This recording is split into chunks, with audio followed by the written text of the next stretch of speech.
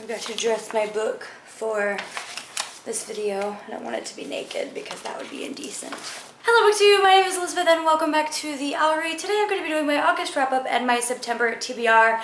I never do August wrap-ups at the end of the month. I always do weekly wrap-ups, but let me tell you, August was the absolute worst month I've ever had for reading in like 2 years. I rarely go through reading slump, and I feel like I'm going through that now. I feel like I'm burnt out. I have a lot of projects going on that I'm working on with BookTube at the moment. Some of them I'm not ready to come public with, but they're huge. I'm going to be announcing one of them, the biggest one, in October. So please stay tuned with my channel until October because there are going to be some really exciting things happening. I just can't wait for that. But I'm getting a little burnt out with BookTube and reading, and it's not that like I'm not enjoying doing, reading or booktubing. It's that I'm taking on a lot of stuff, and I'm taking on a lot of stuff in my personal life as well. My mom found out really last minute that she had to move from her house, and I know if you watch my videos from last week, I talked about how I was going to go on vacation and did my vacation TBR, and I plan on going to Orlando to visit my family for my brother's birthday, and it ended up I had to stay for like 3 days longer because my mom found out that she was moving and she needed help packing and finding a new house. We hadn't, really nailed down where she was going to move yet, and my mom, my stepdad, my brother, everyone works full time and just didn't have the time to go and look at houses, fill out applications, do any of those things. So I went and visited them for the week and just got everything done that they needed to get done. We found them a house, thank goodness. And then the new house that we're moving into, she wasn't expecting to move in until October 1st, and now she has to move in September 1st. So I'm actually leaving again tonight I wasn't going to go and help her finish packing until the end of September, and now I've got to do it now, and we've got to finish packing. Everything is just really last minute, and it's happening really quickly, so I've just been really bogged down with planning stuff for BookTube and helping my parents move and my brother move into the new house, and it's been a lot. And so I'm pre-recording a bunch of videos so that I can have them up when I'm gone, doing that, but I'm not going to be reading much, unfortunately, because of everything that I'm just doing in my personal life and on BookTube and stuff. So I hope you guys don't mind, but that's kind of why my August wrap-up was complete and total crap. I'm not going to wrap up the books that I read the first week of August because I do have a weekly wrap-up for that week, and I will link it down below if you want to check that out. But the other 2 books that I've read since then, the first one was Rebel of the Sands by Elwyn Hamilton, and I liked this book okay. It wasn't bad. Again, I'm slumping. I feel like all of my books are just okay because I'm slumping so badly and I'm just busy and distracted by everything else. But it honestly wasn't bad. I was really hoping that this was going to be a like Middle Eastern desert type fantasy, but it was more like Western. It was like a mixture of the two, but I wasn't expecting the Western part, the gunslinger part at all, so it really like threw me through a loop, and I wasn't really expecting that. So I was kind of worried that I wouldn't like that, and I think my worries about not liking it affected what I actually felt.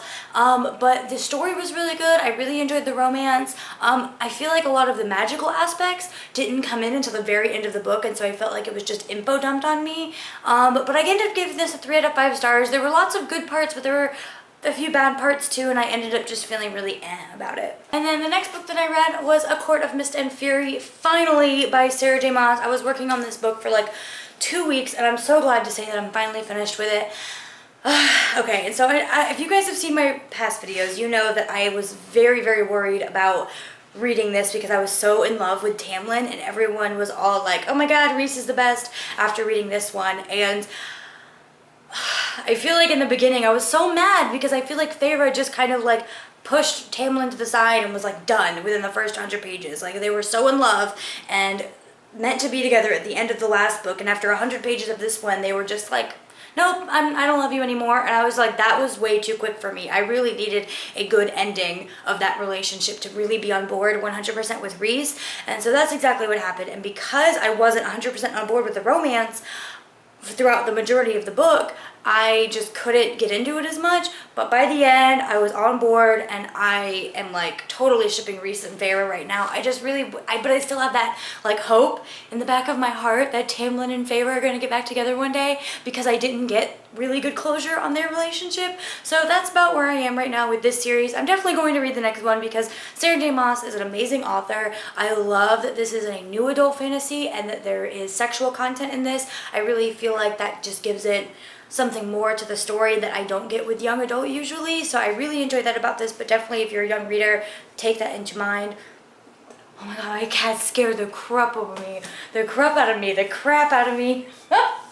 Oh my god, he like rubbed up against the back of my leg, and oh my goodness, that was scary. But anyway, I gave this a 3.5 out of 5 stars. I think if I weren't reading this while I was slumping and there was a little bit of a better ending with the Tamlin Feyre romance, that I would give this a bit of a higher rating, but I'm definitely going to continue on with this series. I'm super excited to see where Sarah J Maas goes with the rest of the series. Now on to my September TBR. The first book that I want to read is Beauty of Darkness by Mary E. Pearson. I didn't even start this in August, and I'm super ashamed because it needs to get read. Because I'm going to be gone the weekend of the 4th, Chloe and I will not be able to have our live show for the Beauty of Darkness that day, but we will have it on September the 11th, and that'll also give us a little bit more time to read it because I haven't started it yet and she hasn't gotten her copy yet. So if you guys are interested in seeing our review of the Beauty of Darkness and the other books in the Remnant Chronicles series by Mary E. Pearson, definitely come check out the live show. It is now September 11th at 6 p.m. Eastern Standard Time on my channel. Gemina by Amy Kaufman and Jay Kristoff was also on my vacation TBR, and I just didn't get to it. And I really feel like I could get to this book so quickly because it's written in like a weird format with like interviews and weird things. Like, what was that one page that was just like, I don't even know what the heck it was. Like, some of the pages just don't even have words, or they have very few words. Like this, that's just like the weirdest format. I don't know where that comes from, but I've loved Illuminae, and I'm really excited to continue on with the story and these characters.